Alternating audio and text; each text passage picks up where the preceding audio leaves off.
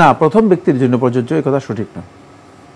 নসের মধ্যে যেটা আসছে সেটা হচ্ছে মান বাক্কারা ফিস সাআতিল উলা, যে প্রথম ঘন্টায় আসলো। তাহলে এখানে আযানের পূর্বে যারা প্রথম ঘন্টা আসবে আযানের পূর্বে তারা এই ফজিলতটুকু পাবে। যে কজনই আসুক প্রথম ঘন্টায় যারা আসবে তারা এই ফজিলতটুকু পাবে। তো প্রথম ঘন্টায় যদি আপনি যে থাকেন তাহলে আপনি এই ফজিলত পাবেন। এখানে এটা বোঝানো হয় না যে একেবারে সবার আগে যাওয়া উদ্দেশ্য।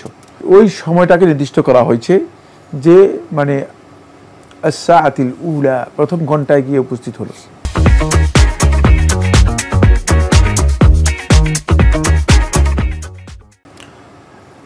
আস-সাআতুল উলা এটি কোন সময়, যেটা রাসূলুল্লাহ সাল্লাল্লাহু আলাইহি ওয়াসাল্লাম ইঙ্গিত করেছেন,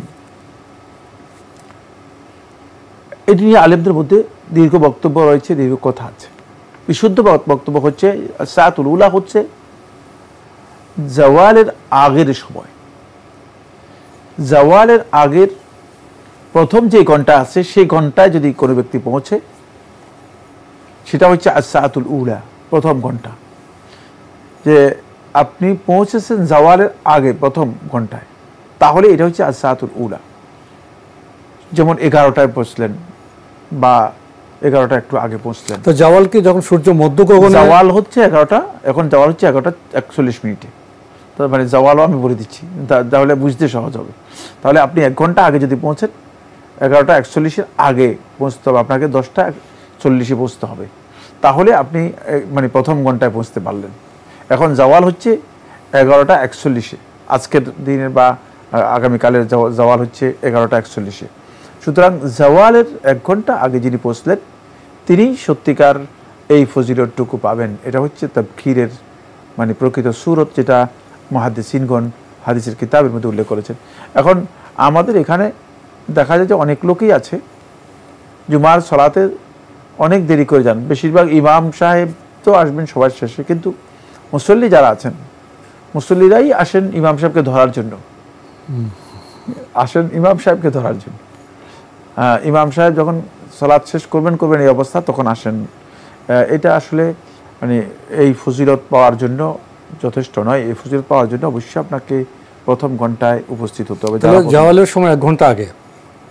আর জাওয়ালটা কি সূর্য মধ্যগগনে ওঠার, সূর্য মানে জাওয়াল হচ্ছে মধ্যাকাশে আসার একটু হেলে যাবে, যখন তখন হেলে যাবে 10 ফিট সময়।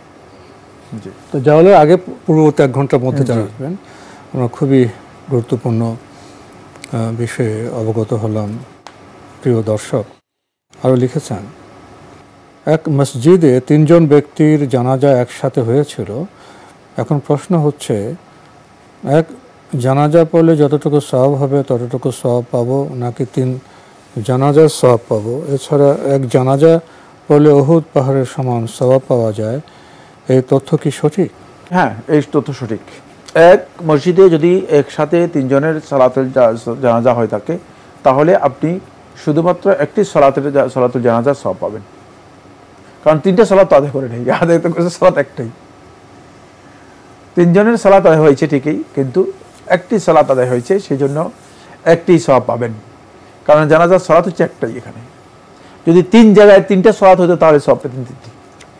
খেয়াল রাখতে হবে যে আসলে ফজিলতটা এখানে নির্ধারণ করা হয়েছে ওই সালাতের মানে জানাজার সাথে। হ্যাঁ, যখনই আপনার এই জানাজাটা 3টা হবে তখন আপনার সওয়াব বেশি হবে। 3 জন হলো একটা জানাজা সালাতের সওয়াব হবে, একটা সালাতে অংশগ্রহণ করবে। আর উহুদ পাহাড়ের কথা যেটা বলেছেন সেটা সঠিক। রাসূলুল্লাহ সাল্লাল্লাহু আলাইহি ওয়াসাল্লাম বলেছেন যে 1 কিরাত সওয়াব লাভ করবে যে ব্যক্তি মানে জানাজা সালাতে অংশগ্রহণ করবে, সেই ব্যক্তি 1 কিরাত সওয়াব লাভ করবে। তখন রাসূলুল্লাহ বলেছেন, আতাদরুনা মাল কিরাত, তোমরা কি জানো, তোমাদের কি জানা আছে মাল কিরাত, কিরাতটা কি? তখন আল্লাহ রাসূল সাল্লাল্লাহু আলাইহি ওয়াসাল্লাম সাহাবায়ে কেরামদের প্রশ্ন করলে সাহাবায়ে কেরাম বলে, আল্লাহ এবং তার রাসূলই ভালো জানেন। উত্তরে রাসূলুল্লাহ সাল্লাল্লাহু আলাইহি ওয়াসাল্লাম বললেন যে আল কিরাত হচ্ছে মিসলা জাবাল উহুদ, উহুদ পাহাড়ের সমপরিমাণ, বিশাল, এর সাথে তুলনা করেছেন। সুতরাং এই বিশাল পরিমাণের সওয়াব তিনি লাভ করবেন যিনি শুধু এই সালাতুল জানাজাতে অংশগ্রহণ করার জন্য যিনি যাবেন।